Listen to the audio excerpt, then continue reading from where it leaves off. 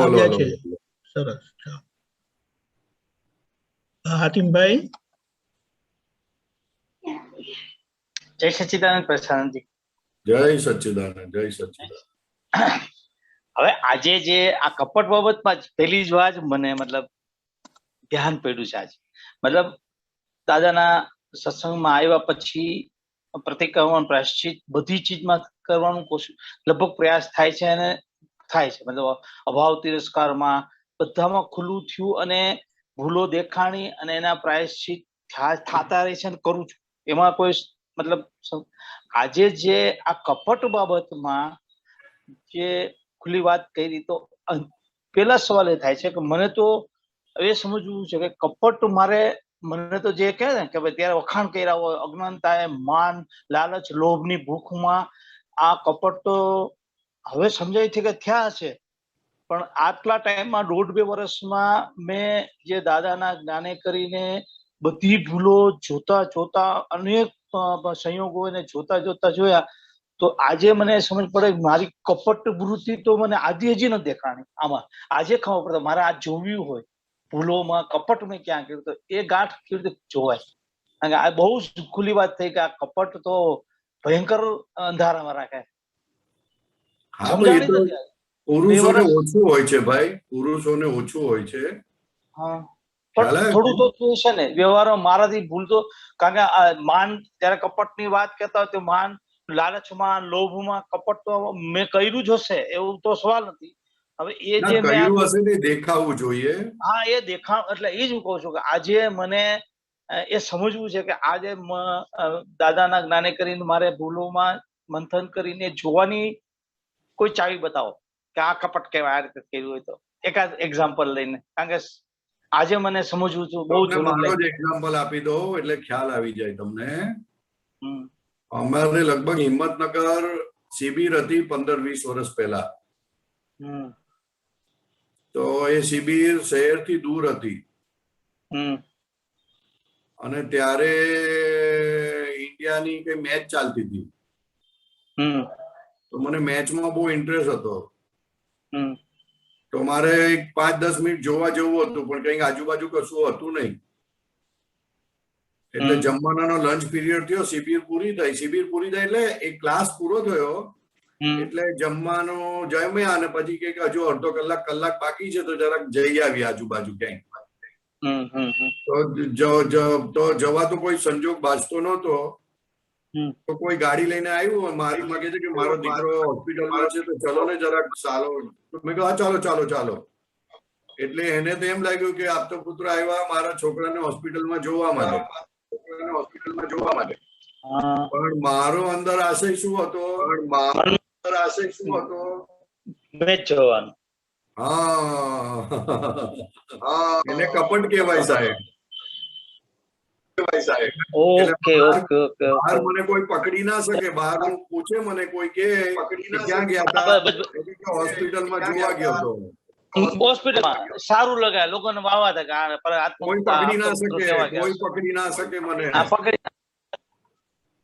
એટલે જ આજ મુદ્દો તમે બહુ સરસ, મને એ જ વિચાર આવ્યો આખી તમારી સ્પીચમાં કે હવે આ કપટ તો પકડવું બહુ અઘરું પડે, કારણ કે આટલા ભ્રમ જેમાં તમે એક્ઝામ્પલ દીધું તો સમજાણું. હવે મંથન કરવું પડશે કે ક્યાં પકડી ના શકે, બધે સારો દેખાવ, જેનો છોકરો માંદો તો એ મને આખી જિંદગી યાદ કરે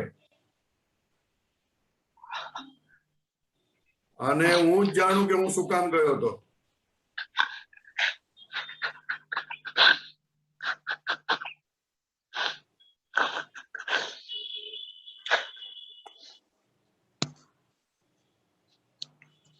આવું છે સાહેબ. સરસ. જય સચ્ચિદાનંદ. જય સચ્ચિદાનંદ. ઉમેશજી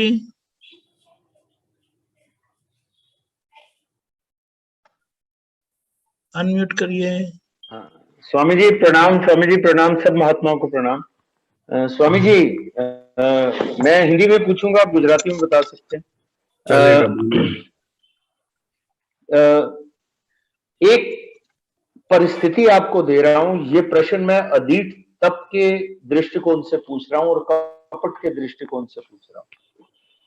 कि किसी व्यक्ति के प्रति मेरा व्यवहार जब मैं एनालाइज भी करता हूं, सारे एनालिसिस के बाद भी मैं पाता हूं कि बड़ा निश्चल है, बड़ा साफ सुथरा और बड़ा ट्रांसपेरेंट है, और सिवाय उसके भले के अलावा और मेरे मन में कोई भी और विचार नहीं है।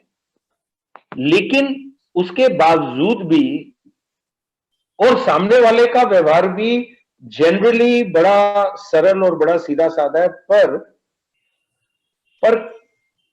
पर उसके पीछे एक दोगलापन या कपट या एक जो आप अभी समझा रहे थे वो क्लियरली दिखता है। और दिखता ही नहीं है, व्यवहार में बहुत सारे एग्जाम्पल्स के साथ सामने एक्सपोज भी हो जाता है। तो उस समय अगर मैं अपना संयम रख के, जो पहली नवकल में है कि किसी के मान को चोट नहीं पहुंचानी, किसी के अहंकार को चोट नहीं पहुंचानी, अगर उसका ध्यान रखते हुए अपने आप में उसको पी जाता हूं और अपने मन वचन काया के किसी भी व्यवहार से वो बात उसके सामने नहीं आने देता, तो क्या यह अधीट तप का हिस्सा है? मैं ये जानना चाहता हूं। खुद के लिए अधीट तप है जी, खुद के लिए अधिक तप है, लेकिन हमारे निमित्त से उनको इस बात में अनुमित ना नम हो, उसकी थोड़ी जागृति रखने की रख सकते हो तो, नहीं तो अधिक तप करके क्षेत्रा जाके छोड़ देने का।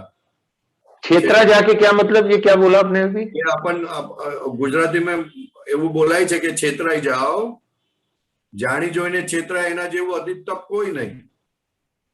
अच्छा, नहीं, इसको हिंदी में ट्रांसलेट कर दीजिए, ये क्षेत्रा जो बोला।